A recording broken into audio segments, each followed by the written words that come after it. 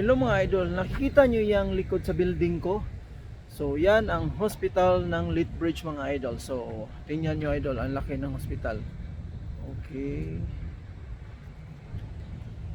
Okay. So andito tayo sa Lethbridge Chinook Regional Hospital.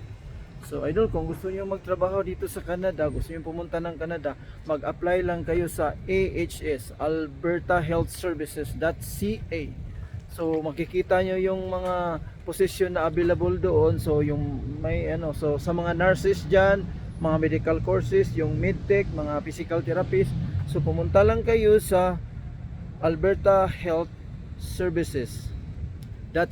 So makikita nyo yung mga hirings doon. So meron din silang yung housekeeping o porter, yung tagabuhat ng mga pasyente.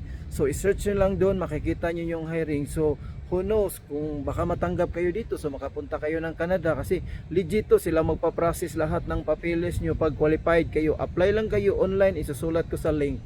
So tingnan nyo idol, ang laking hospital yan, Chinook Regional Hospital.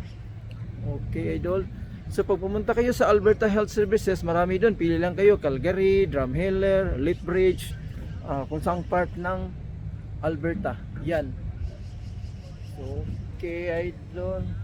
Yun lang po idol. So mag-apply lang kayo. Malay nyo baka matanggap kayo. Thank you. Mga idol, alam nyo ba anong magandang trabaho dito sa Canada?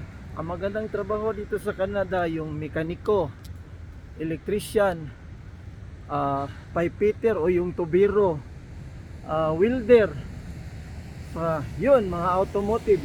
At saka pagdating naman sa mga 4-year course, so yung mga nurse, maganda din yung nurse, malaki din ang kita ng mga nurse. Pero ito lang idol, hindi ko din i-discourage pag mga commerce, business course, wala, hindi masyadong maganda dito may mga idol, hindi masyadong maganda.